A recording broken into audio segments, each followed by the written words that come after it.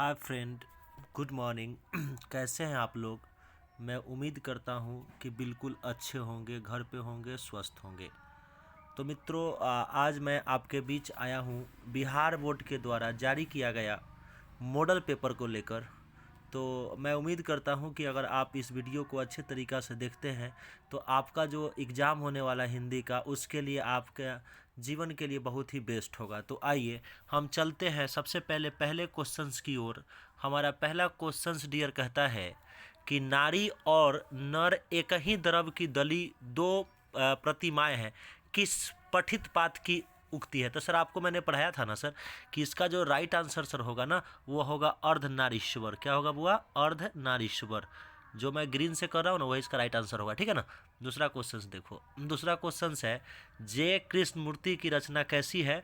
तो आपको याद रखना है सर कि जे कृष्णमूर्ति की रचना जो थी वह शिक्षा शास्त्र थी, ठीक है ना। तीसरा देखिए क्वेश्चन, तीसरा क्वेश्चन है जुट्ठन क्या है। तो आपको पता है सर ना कि जुट्ठन क्या है। तो जुट्ठन आत्मकथा है, ठीक है ना, जुट्ठन आत्मकथा है। चौथा क्वेश्चन देखिए, चौथा क्वेश्चन कहता है कि ईद का चांद होना मुहावरे का अर्थ क्या होगा। तो आपको मालूम है ना सर, ईद का चांद होना यानी क्या? बहुत दिनों पर दिखाई, मतलब दिखाई देना, ठीक है ना। पांचवा क्वेश्चन देखिए सर, पांचवा क्वेश्चन है आपका कि अंधे की लकड़ी मुहावरे का क्या अर्थ है। तो सर आपको मालूम है ना, अंधे की लकड़ी का मतलब क्या कि एकमात्र सहारा होना, ठीक है। छठा क्वेश्चन देखिए सर, छठा क्वेश्चन कहता है कि अधजल गगरी छलकत जाए लोकित में क्या अर्थ होगा। तो सर आपको मालूम है ना, जो मतलब ज़्यादा छलकना मतलब क्या कि आवश्यकता से अधिक मतलब प्रदर्शन करना, ठीक है ना सर। चलिए सातवां क्वेश्चन देखिए, कहता है कि नाच न जाने आंगन टेना। तो नाच न जाने आंगन टेना क्या होगा? इसको बोलेंगे बहाना करना, ठीक है ना। आगे आइए, अगला क्वेश्चन देखिए, अगला क्वेश्चन कहता है क्या कि 3-13 होना। तो इसके लिए मुहावरा होगा तितर बितर होना, ठीक है ना।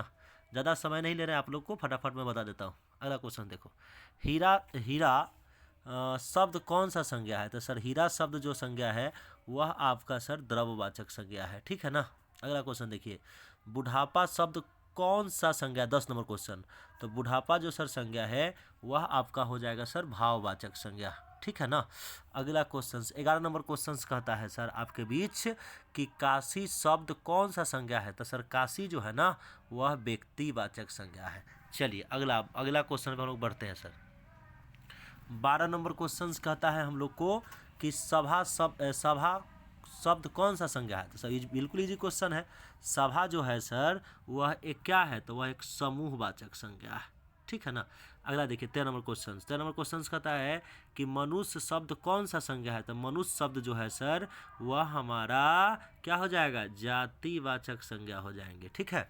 चलिए अब 14 नंबर क्वेश्चन पे देखिए, 14 नंबर क्वेश्चन कहता है सजावट कौन सा संज्ञा है। बिल्कुल इजी क्वेश्चन है सर, सजावट क्या हो जाएगा? भाववाचक संज्ञा हो जाएगा। ये सभी क्वेश्चन है।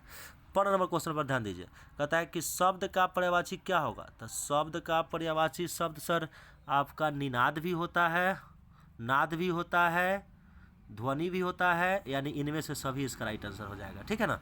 अगला क्वेश्चन देखिए, अगला क्वेश्चन है सर आपका 16 नंबर क्वेश्चन कहता है कि गंगा शब्द का पर्यायवाची क्या होगा। तो मंदाकिनी होगा इसका, ठीक है ना। अगला सुंदर का पर्यायवाची शब्द क्या होगा। तो सुंदर का पर्यायवाची होता है ललित, याद रखेंगे आप लोग, ठीक है ना। अगला क्वेश्चन देखिए, राजा शब्द का पर्यायवाची क्या होगा।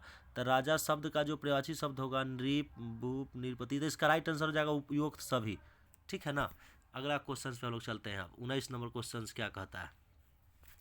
19 नंबर क्वेश्चन कहता है कि पय शब्द का पर्यायवाची क्या होगा। तो पय शब्द का होगा सर दूध, है ना। अगला कहता है कि सूर्य शब्द का पर्यायवाची क्या होगा। तो सूर्य के लिए भास्कर हो जाएगा, ठीक है। अगला क्वेश्चन देखिए, संवत शब्द का संधि विच्छेद करे। तो इसका क्या हो जाएगा? संवत। तो इसलिए आपको हो जाएगा इसमें समजोरवत, है ना। अगला कहता है क्या कि सदाचार शब्द का संधि विच्छेद करे। तो सदाचार के लिए आपका 21 नंबर क्वेश्चन जो है, तो क्या करेंगे इसमें कि सदाचार, है ना। तो इसलिए आपका इसमें जाएगा सतजोर आचार, है ना। इस सी नंबर ऑप्शन होगा। अगला क्वेश्चन देखिए, नायक शब्द का संधि विच्छेद क्या होगा। तो नेज और अक, इसको तो मैंने आपको क्लास में कितना बार पढ़ा भी रखा है, ठीक है। अगला देखिए, उद्गम शब्द का संधि विच्छेद क्या होगा। तो उद्गम शब्द का हो जाएगा उत जोर गम, ठीक है। अगला देखिए, परीक्षा शब्द का संधि विच्छेद क्या होगा? तो आपका हो जाएगा परिजोड़ इच्छा, परिजोड़ इच्छा, परिजोड़ इच्छा, इसलिए आपका राइट आंसर ये हो जाएगा परिजोड़ इच्छा। चलिए आगे आइए। अब हम लोग का 26 नंबर क्वेश्चन कहता क्या है? 26 नंबर क्वेश्चन कहता है कि हताहत शब्द का संधि विच्छेद क्या होगा? तो चलिए, इसलिए आपका इस हो जाएगा हत जोड़ आहत, ठीक है ना। 27 नंबर क्वेश्चन है कि सभा शब्द क्या है? तो सभा शब्द क्या है सर? तो आपको रखना है याद, स्त्रीलिंग है ना। चलिए, आत्म शब्द क्या होगा? तो आत्म शब्द भी स्त्रीलिंग होता है, ठीक है। चलिए, उसके बाद 29 नंबर क्वेश्चन कहता है कि जी शब्द क्या है? तो जी शब्द भी स्त्रीलिंग है, ठीक है ना। चलिए, 30 नंबर क्वेश्चन क्या है? आयु शब्द क्या है? तो आयु शब्द भी स्त्रीलिंग है ना। अगला क्वेश्चन देखिए, अगला कहता है कि परीक्षा शब्द क्या है? तो परीक्षा शब्द जो होंगे सर, परीक्षा स्त्रीलिंग हो जाएंगे, ठीक है ना। चलिए, 32 नंबर क्वेश्चन कहता है कि महिमा शब्द क्या है? महिमा शब्द भी स्त्रीलिंग होते हैं, ठीक है। चलिए, अब हम लोग चलते हैं 33 नंबर क्वेश्चन पे। 33 नंबर क्वेश्चन कहता है कि उपवन शब्द में उपसर्ग क्या है? उपवन, तो ये हो जाएगा आपका उप, है ना। 34 नंबर क्वेश्चन है प्रतिनिधि शब्द में उपसर्ग क्या है? तो प्रतिनिधि शब्द, यही हो जाएगा प्रति, ये हो जाएगा आपका आंसर, ठीक है ना। सुकर्म शब्द में उपसर्ग क्या है? तो इसमें हो जाएगा आपका सु, है ना, ये हो जाएगा बी।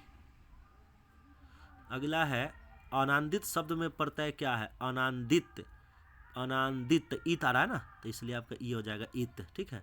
टिकाऊ शब्द में प्रत्यय क्या है? टिकाऊ, आउ आउ टिकाऊ, ये हो जाएगा बी नंबर, ठीक है।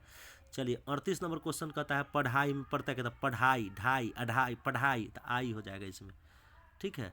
39 नंबर क्वेश्चन देखिए, तो कहता है कि आकाश शब्द का विलोम क्या होगा? तो एकदम इजी, आकाश का क्या हो जाएगा? पताल हो जाएगा। चलिए आगे बढ़िए।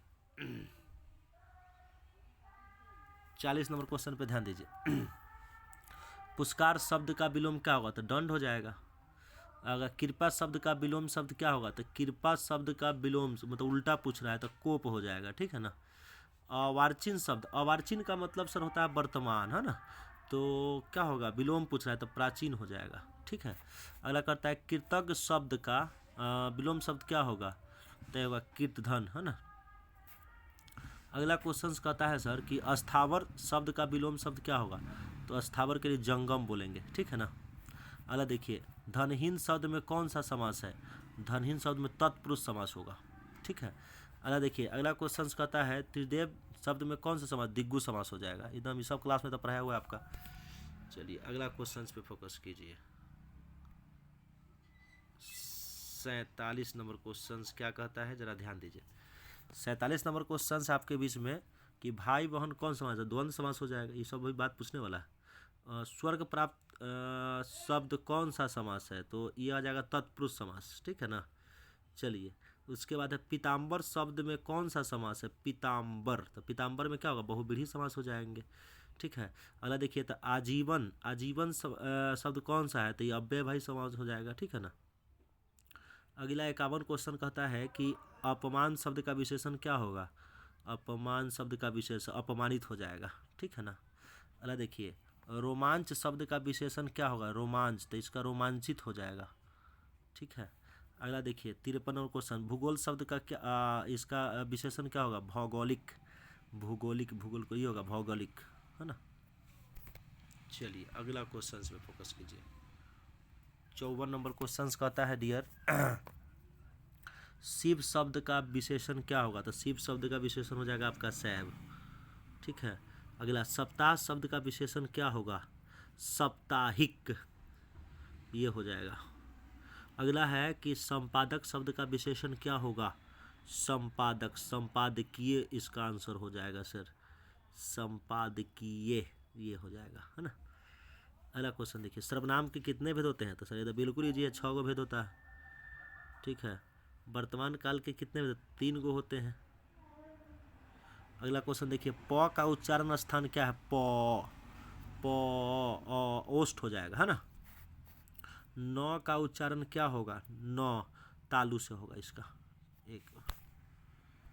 चलिए 61 नंबर क्वेश्चन देखिए। 61 नंबर क्वेश्चन कहता है कि आर्ट ऑफ कन्वर्सेशन कहाँ के लोगों में प्रचलित है? यूरोप के लोगों में प्रचलित है भाई। ठीक है, गांव का घर शीर्षक कविता के कवि कौन है? तो गांव ज्ञानेंद्र पति हो जाएंगे। ठीक है, अगला क्वेश्चन देखिए, 100 अजान एक सुजान शीर्षक उपन्यास के लेखक कौन है?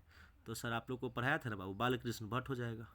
अगला क्वेश्चन देखिए, तो कहता है कि बोलने से मनुष्य का रूप से साक्षात होता है, वह किसने कहा था?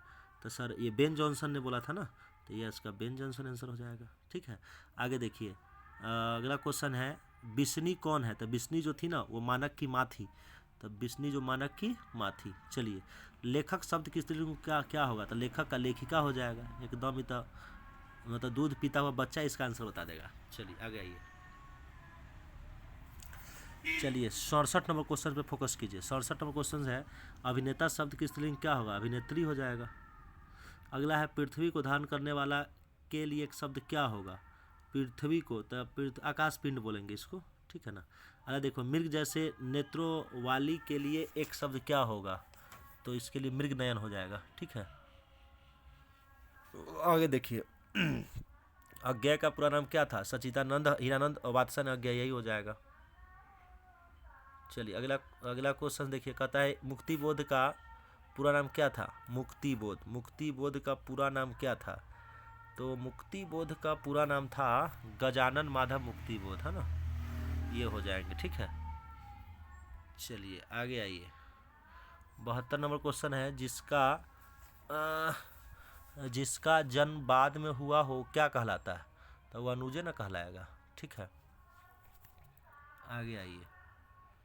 73 नंबर क्वेश्चन कहता है कि निम्न में शुद्ध कौन सा शब्द है? पर्सन गलती लिखा हुआ है, स्वर्ग गलती लिखा, पुस्तक, ये स्वर्ग हो जाएगा शुद्ध शब्द। अगला, निम्न में से कौन सा शब्द शुद्ध शब्द कौन है? वाल्मीकि।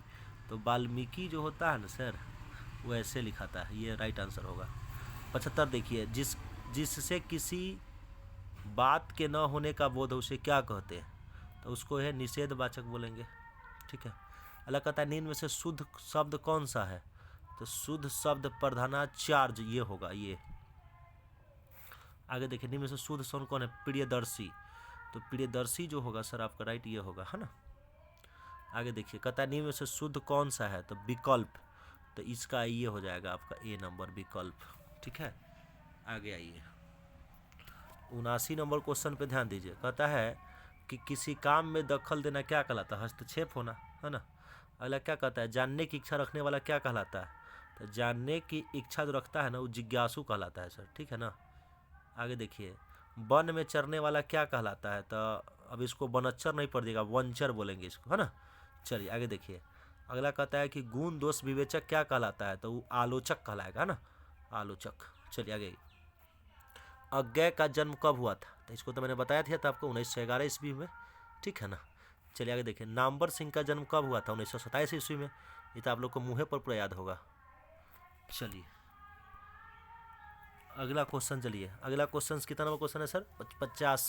85 नंबर आपका क्वेश्चन कहता है कि निम्न में से प्रेम के कवि कौन है? तो जयसी साहब हैं। ठीक है ना। अगला क्वेश्चन, निम्न में से कौन सा राष्ट्र कवि है? तो राष्ट्र कवि कौन थे? आपका राष्ट्र कवि कौन थे? तो दिनकर जी थे ना। चलिए अगला क्वेश्चन, आचार्य रामचंद्र शुक्ल की नज़र में बालकृष्ण भट्ट क्या थे? तो आपको ये साहित्य के एडिशन थे, है ना। चलिए अगला देखिए, 88 नंबर क्वेश्चन, निम्न में से लोकनायक शब्द किनके लिए प्रयोग किया जाता है? तो सर आपको याद रखना है कि इसका जो राइट आंसर होगा जयप्रकाश नारायण होगा, है ना। चलिए अगला क्वेश्चन देखिए, अगला क्वेश्चन है 89 नंबर क्वेश्चन कि निम्न में से ब्रजराज कुंवर कौन है? कृष्ण थे, है ना, पढ़ाए थे ना, जागिए ब्रजराज। चलिए 90 नंबर क्वेश्चन देखिए, 90 नंबर क्वेश्चन है कि सूर सागर का रचनाकार कौन है? सूर यहाँ भी है तो यहाँ भी है, सूर सागर होगा, सूरदास न हो जाएगा। चलिए अगला क्वेश्चन देखिए, 91 नंबर क्वेश्चन है सर कि करवक में कौन सी बात पाई जाती है? तो प्रेम की महिमा पाई जाती है ना। चलिए अगला क्वेश्चन, नामवर सिंह के गुरु कौन थे? तो हजारी प्रसाद द्विवेदी थे। चलिए अगला क्या है सर कि कामयानी के रचयिता कौन है? तो जयशंकर प्रसाद हैं। ठीक है ना। अगला क्वेश्चन है, हंसते हुए मेरा अकेलापन हिंदी साहित्य की कौन सी विधा है? तो इसको लिया गया है सर डायरी से। ठीक है ना। चलिए अगला क्वेश्चन है सर कि निम्न में से गद्य कविता कौन सा है? तो हार जीत होगा। ठीक है ना। अगला देखिए 96 नंबर क्वेश्चन है कि भूषण किस रस के महान कवि है। तो आपका इसका राइट आंसर हो जाएगा सर वीर रस, ठीक है ना। अगला क्वेश्चन एकदम छंद क्वेश्चन बच गए हैं आप। 97 नंबर क्वेश्चन पर देखिए, ओ सदानीरा निबंध किस नदी को आधार बनाकर लिखा गया है ना। तो इसलिए इसका राइट आंसर हो जाएगा गंगा नदी, यमुना नदी, कोसी, गंडक। इसका हो जाएगा गंडक नदी, है ना। जायसी किस काल खंड के कवि हैं।